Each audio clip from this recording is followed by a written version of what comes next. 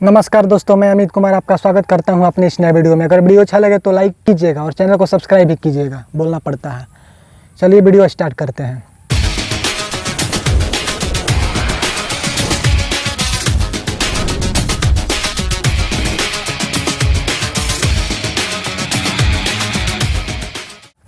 सबसे पहले मैं एक बात बता देना चाहता हूं कि जो आप वीडियो देखते हैं उसमें हम बोलते हैं, जो कुछ भी बोलते हैं वो कहीं भी स्क्रिप्टिंग नहीं होता है। स्क्रिप्टिंग नहीं होता है कि हम कहीं से देख करके बोल दे रहे हैं।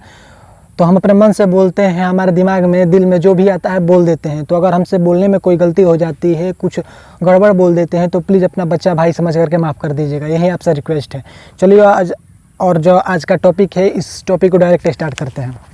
सबसे पहले हम आपको बता दें कि अगर आपके परिवार में 5 सदस्य हैं तो पाँचों सदस्य का एक मुखिया होगा। अगर पाँचों सदस्य में किसी को कोई तकलीफ होती होगी, कोई परेशानी होती होगी तो उसका निवारण आपके सदस्य का जो मुखिया होगा वही करता होगा। वैसे ही हमारे देश में 130 करोड़ जनता रहती है। 130 करोड़ जनता को अगर कोई परेशानी होती है, कोई तकलीफ होता है, उसमें शिक्षक भी हैं, स्टूडेंट भी हैं, कर्मचारी भी हैं, अगर इन सबको कोई भी परेशानी होती है तो अपने देश के सत्ताधिकारी जो हैं उसी से तो कहेगा। देश का प्रधानमंत्री जो है उसी से तो अपनी शिकायत करेगा कि पाकिस्तान के प्रधानमंत्री से अपनी शिकायत करने जाएगा। रह रहा है भारत में और पाकिस्तान के प्रधानमंत्री से अपनी शिकायत करेगा, नेपाल के प्रधानमंत्री से अपनी शिकायत करेगा, चीन के राष्ट्रपति से अपनी शिकायत करेगा। अगर चीन के राष्ट्रपति से, नेपाल के प्रधानमंत्री से, दूसरे देशों के प्रधानमंत्री से अपनी शिकायत करता है तो ठीक है। अगर भारत में रह करके अपने सरकार से, अपने प्रधानमंत्री से वह क्वेश्चन पूछ रहा है, सवाल कर रहा है, उसको शिकायत कर रहा है, तो यहाँ के कुछ ऐसे गंदे नियत वाले लोग हैं, उनके दिमाग में ऐसे कीड़े भरे हैं, गोबर घोर दिया गया है। अगर देखिए आप शारीरिक रूप से बीमार है तो उसका इलाज है, लेकिन दिमाग से अगर आप पागल हो चुके हैं, दिमाग से बीमार है तो उसका इलाज क्या है? पागल खाना है। वही बात है, कुछ लोग ऐसे हैं जो दिमाग से पागल हो चुके हैं, उनके दिमाग में भूसा भरा है, गोबर भरा है, सब कुछ भरा है। कहते हैं कि सरकार से सवाल मत पूछो। अगर सरकार से सवाल पूछते हो तो तुम्हें देशद्रोही करार दिया जाएगा, तुम्हारे ऊपर देशद्रोही का मुकदमा दर्ज कर दिया जाएगा। ये कहाँ का नियम है भाई? बेवकूफ़ चूतिए सब, समझ में नहीं आता है। हम देश में रह रहे हैं, अपने भारत में रह रहे हैं। अगर हमें कोई, जैसे परिवार में तुम्हें तकलीफ होता है तो मुखिया से कहते हो, हम भारत में देश में रह रहे हैं, हमें तकलीफ हो तो अपने देश के प्रधानमंत्री से कहेंगे, जो सत्ता में उसी से कहेंगे कि जाकर दूसरे देशों के प्रधानमंत्री राष्ट्रपति से कहने जाएंगे। समझ में नहीं आता है कुछ भी, जो मन करता है वही बोल दे रहे हो। कुछ लोग कह रहे हैं जो देश की इकोनॉमी है नीचे चली गई है, तो कुछ लोग का कहना है कि अभी कुछ लोग ऐसे भी हैं जो GDP की बात कर रहे हैं जिन्हें इकोनॉमिक्स का ज्ञान नहीं है। हम उनसे पूछना चाहते हैं कि जो देश की वित्त मंत्री है निर्मला सीतारमण, उन्हें GDP का तो ज्ञान होगा ही ना। हाँ भाई होगा, तभी तो देश की वित्त मंत्री हैं। अगर इकोनॉमिक्स का ज्ञान है तो 2019 के चुनाव से पहले वह रक्षा मंत्रालय क्यों संभाल रही थी? जब उन्हें वित्त मंत्रालय का जानकारी है, उन्हें इकोनॉमिक्स का ज्ञान है, तो उन्हें 2019 से पहले भी अर्थव्यवस्था ही संभालना चाहिए था। तो रक्षा मंत्रालय क्यों संभाल रही थी? गधे चूतिया, समझ में नहीं आते तुम लोगों को, कुछ भी बक देते हो, दिमाग खराब करके रख दिए हो तुम लोग। हमें नहीं चाहिए। हम अगर नौकरी के लिए आपसे लड़ रहे हैं, बेरोजगार रोजगार के लिए लड़ रहा है, सरकार से कोई सवाल पूछना अगर गुनाह है तो चलिए हम नहीं मांगेंगे, नहीं रोजगार मांगेंगे, सब माफ़ कर दीजिए। SSC अपना एग्ज़ाम ना कराए टाइम टू टाइम, SSC रोजगार ना दे लोगों को, सिर्फ लोगों को लूटे, हम इससे भी खुश हैं। दुख हमें इस बात का है कि जो मोदी जी आते हैं लाइव, अगर मन की बात कहने आते हैं तो वह देश के रोज़गार के बारे में, बच्चों के युवाओं के रोज़गार के बारे में नहीं बोलते हैं। युवा कैसे अपना गुजारा बसारा करे इसके बारे में नहीं बोलते हैं। बेफिजूल की बात बोलते हैं, काम की बात नहीं बोलते हैं, मन की बात बोलते हैं। जबकि मन की बात पत्नी से बोलना चाहिए, तो पत्नी तो इनके पास है नहीं। काम की बात जनता से बोलनी चाहिए, तो मन की बात जनता से बोलते हैं। ये कहाँ का निर्णय है? कहाँ का मतलब सोच है भाई?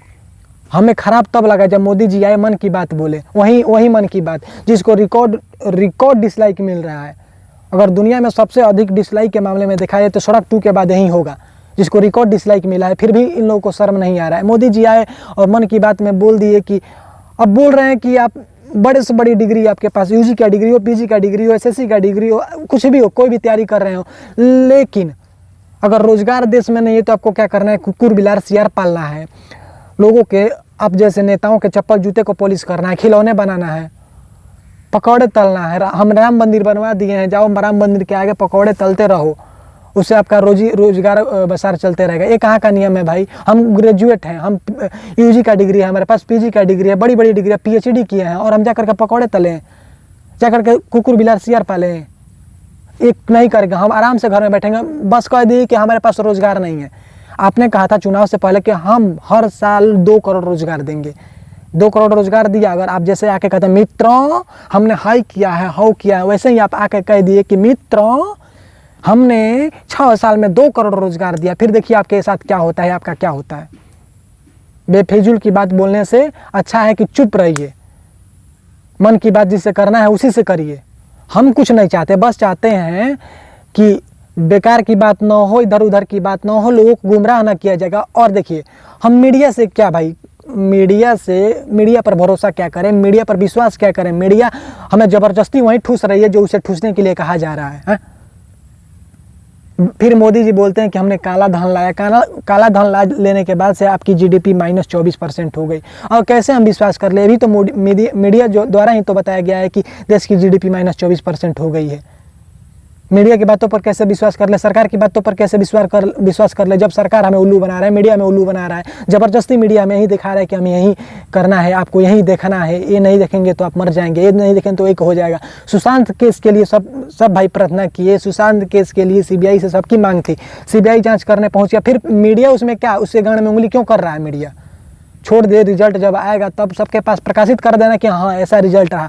मीडिया इंक्वायरी अलग कर रहा है, आज तक जो चैनल है, जी न्यूज़, सब भाई सब चैनल को हम बोल रहे हैं, सब चैनल अलग से इंक्वायरी कर रहा है। एक कहाँ का नियम है, कहाँ की मतलब मंशा है आपकी? लोगों को उल्लू समझ रहे हो। मूर्खों को मूर्ख बनाना आसान है, लेकिन पढ़े लिखों को, जब पढ़े लिखे शिक्षक तबके के लोग, स्टूडेंट तबके के लोग सड़क पर उतर जाएंगे तो उनको मूर्ख बनाना पसीना निकल जाता है भाई।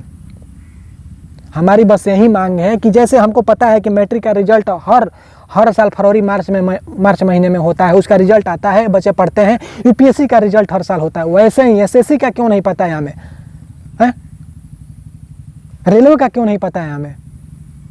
कितने लोग कितनी अपनी मंशा, कितने अपने घर जायदाद बेच करके, जमीन जायदाद बेच करके एसएससी का या रेलवे का, ये जो सरकारी वैकेंसी है, सरकारी नौकरी होती है, इसकी तैयारी करते हैं। उन्हें क्या पता होता है कि हम जिस नौकरी की तैयारी कर रहे हैं यह एक 5 वर्षीय योजना बन चुका है। जैसे 5 वर्ष पे चुनाव होता है, वैसे ही हर चुनाव के पहले एक नौकरी करने में हमारे पास भी कैपेसिटी, हमारे पास भी क्षमता है कि अगर किसी नौकरी की तैयारी कर दें, एसएससी की तैयारी कर दे, रेलवे की तैयारी कर दे, उसका कंपटीशन पास कर लें तो हम नौकरी कर सकते हैं। हमारे पास क्षमता है, हमारे पास कैपेबिलिटी है, लेकिन हम नहीं करते। हम जानते हैं सरकार की नीतियों की, 5 वर्षीय योजना बना चुका है, नहीं होगा तो हमारा 20 से 18-20 साल उम्र होगा, कम से कम 2 साल तैयारी करने में लगेगा।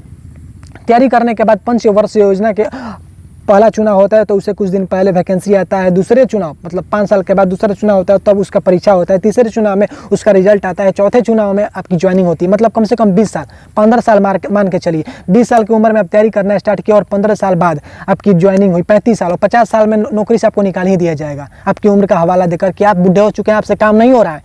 और यह निर्णय 70 साल का एक हुआ प्रधानमंत्री ले रहा है। दाढ़ी बढ़ा लेने से कोई रविन्द्रनाथ टैगोर नहीं हो जाता है। रविन्द्रनाथ टैगोर बनने के लिए लगन होना चाहिए, तपस्या होना चाहिए, त्याग होना चाहिए भाई। दाढ़ी बढ़ा रहे हो, चेहरा आसाराम जैसे हो रहा है, आसाराम जेल में है, आपको कौन करेगा जेल में? जो आपके खिलाफ बोलता है उस पर देशद्रोह का मुकदमा हो जाता है। ये कहाँ का नियम है? यह लोकतंत्र है, इसे तो तानाशाह कहते हैं। तो भारत में तानाशाह ही लागू कर दो, संविधान को फाड़ कर फेंक दो। संविधान का कहाँ तुम लोग मान रहे हो? यही बात है। सब मजाक कीजिए, सब कोई नहीं बोल रहा था ना, शिक्षक ने बोल रहे थे ना, स्टूडेंट बोल रहे थे, आपके सब सपोर्ट में थे, हम भी आपका भी सपोर्ट में भी हैं। बस आप स्टूडेंट की बात सुनिए, शिक्षकों की बात सुनिए, ये नहीं है। और जब शिक्षक आवाज़ उठा रहे हैं, स्टूडेंट आवाज़ उठा रहे हैं, तो देखिए मूर्खों को आप आवाज़ से दबा सकते हैं, लेकिन पढ़े लिखे लोगों को आवाज़ से नहीं दबाया जा सकता है, उनकी आवाज़ को बंद नहीं किया जा सकता, इसलिए लाठीचार्ज किया जा रहा है। लाठी से पीट करके उनकी आवाज़ को दबाया जाएगा। ये कहाँ का नियम है भाई? यही हमको समझ में नहीं आता है। उनकी आवाज़ को दबाने के लिए हर साल की बात है, इस साल नहीं। इस साल पटना में शिक्षक कुछ प्रदर्शन कर रहे थे, उन पर लाठी बरसाया गया। हर साल एसएससी रेलवे वालों पर लाठी खानी पड़ती है, सिर्फ अपने रोजगार के लिए, अपने हक की लड़ाई के लिए, अधिकार पाने के लिए। सरकार का भी कर्तव्य बनता है, अधिकार बनता है कि अपनी जनता का 130 करोड़ लोगों का मतलब रख रखाव करे, कैसे उनका सेवा करना है, कैसे उनको रोजगार देना है, इसका चिंता कोई नहीं है। बेमतलब की बेफिजूल की बातें हैं, सब मोदी जी कर रहे हैं। 6 सालों में इतनी बेरोजगारी 6 सालों के पहले नहीं थी। 1996 के बाद सबसे अधिक जीएसटी अगर नीचे गया है, जीडीपी, अर्थव्यवस्था नीचे गया है तो पहली बार गया है। कोरोना सभी देशों में भाई था, चाइना में कोरोना फैला तो उसका देखिए जीडीपी, उसका अर्थव्यवस्था पॉजिटिव में है। अमेरिका में सबसे अधिक इसका प्रचार प्रसार हुआ तो वहाँ पे थोड़ा बहुत कम नुकसान हुआ है। लेकिन भारत तो भाई सबसे पहले लॉकडाउन लगा दिया। ताली बजाएगा, थाली बजाएगा, मोमबत्ती जलाएगा, तो फिर भी यहाँ पे सबसे अधिक नुकसान कैसे हो गया अर्थव्यवस्था का? जब आपके पास 1 रुपया है, दूसरे से 5 रुपया ले लेंगे तो आपके पास 6 रुपया होना चाहिए, लेकिन आपके पास -4 रुपया है। ये कैसे हो सकता है? तब होगा जब आपके पास 1 रुपया था और आप जो 5 रुपया बाहर से भी लिए हैं काला धन के रूप में, उसे भी अपने गणिया में डाल दिए हैं। और जब 0 रुपया हो गए तो -3 रुपया कर्जा लेकर के और अपने दोस्त अंबानी अडानी को उसे गणिया में डाल देंगे, तो अंबानी अडानी का 35% जो अर्थव्यवस्था है उसकी संपत्ति बढ़ जाएगी और टॉप 5 वर्ल्ड में टॉप 5 में आ जाएंगे अमीर लोगों की लिस्ट में।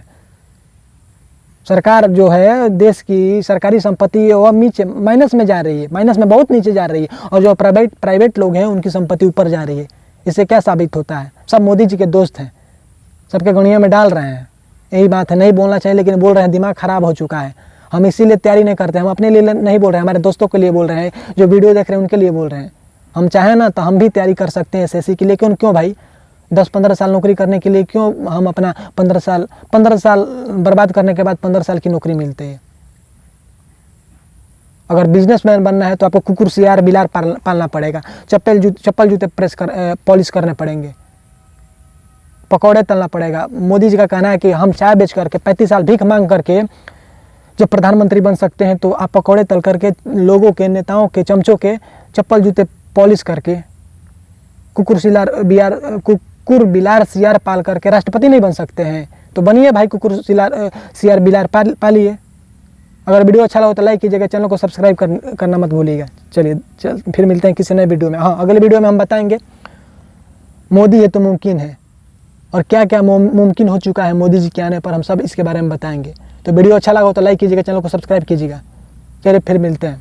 जय हिंद।